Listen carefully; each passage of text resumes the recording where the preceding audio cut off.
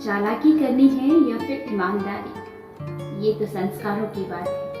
नमस्कार दोस्तों, एमपी भोपाल से मैं हूँ आरजे रानी और लेकर आई हूँ आज एक ऐसी ही छोटी सी ईमानदारी की कहानी। तो ये कहानी ईमानदारी पर है। ये कहते हैं कि जो ईमानदार व्यक्ति है, जो ईमानदार मनुष्य है, वो ईश्वर की सबसे सुंदर, सबसे अद्भुत संरचना है। तो दोस्तों, शुरू करते हैं आज की ये कहानी। तो एक लड़का है जो कि गांव में रहता है और वो बहुत ही ईमानदार है, जैसे कि कहानी का शीर्षक है। तो बहुत ही ईमानदार है और एक गरीब परिवार से है।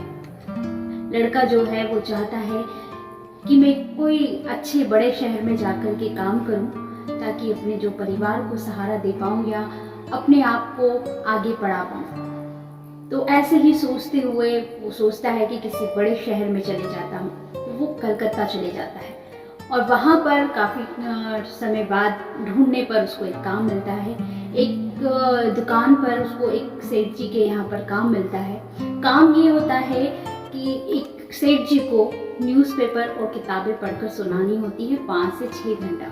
तो उसे काम पसंद आता है क्योंकि उसे पढ़ने का भी शौक होता है। तो उसे ये लगता है कि हाँ, ये तो काम बहुत अच्छा है, क्योंकि मुझे भी मज़ा आता है पढ़ने में और किसी को न्यूज़पेपर और पुस्तक ही तो पढ़ना है। तो उसे काफ़ी अच्छा लगा ये काम और उसने ये काम करने के लिए वो रेडी हो गया। उसके बाद ये सिलसिला चलता रहा। वो रोज़ जाता और वहाँ पर जो सेठ जी थे उनको न्यूज़पेपर और कुछ जो पुस्तकें थी, साहित्यिक पुस्तकें थी, वो पढ़कर सुनाता था। एक बार हुआ यूं कि उस दुकान में किसी कोने में 100 के 8 नोट पड़े हुए थे। उसने उस नोट पर अपना जो अखबार होता है और पुस्तकें ढक दी और उनको रख दिया। दूसरे दिन वहाँ पर एक ग्राहक आया।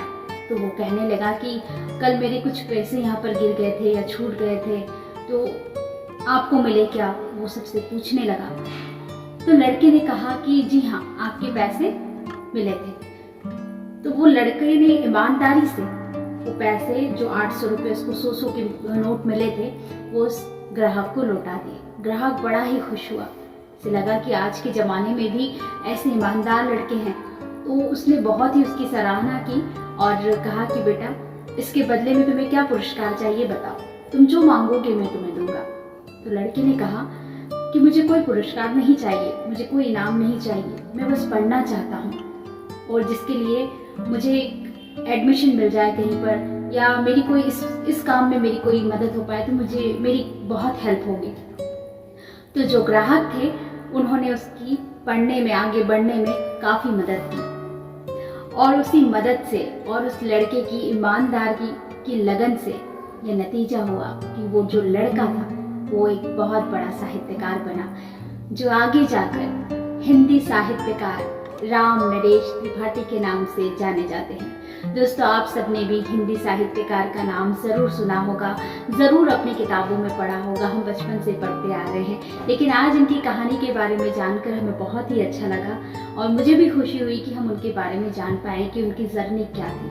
अच्छा लगता है जब हम किसी ईमानदार व्यक्ति के बारे में बात करते हैं और जब कोई कहते हैं कि जब कोई अपनी बात रखता है और उसको सुनकर किसी के अंदर थोड़ा भी परिवर्तन आता है ना, तो वो बहुत बड़ी बात होती है। और लास्ट में एक बात कहूँगी चलते चलते कि रिश्ता कभी भी आपकी सुंदरता, आपकी उम्र पर निर्भर नहीं करता। रिश्ता हमेशा आपकी सच्चाई, आपकी ईमानदारी और आपके द्वारा दिया गया अमूल्य समय और सम्मान पर निर्भर करता है। अपनों के प्यार के साथ और ईश्वर के आशीर्वाद के साथ करो कुछ ऐसा कि दुनिया करना चाहे आपके जैसा। तो दोस्तों, मिलती हूँ अपने नेक्स्ट वीडियो में। तब तक के लिए बाय बाय। हंसते रहिए, हंसाते रहिए। नमस्कार।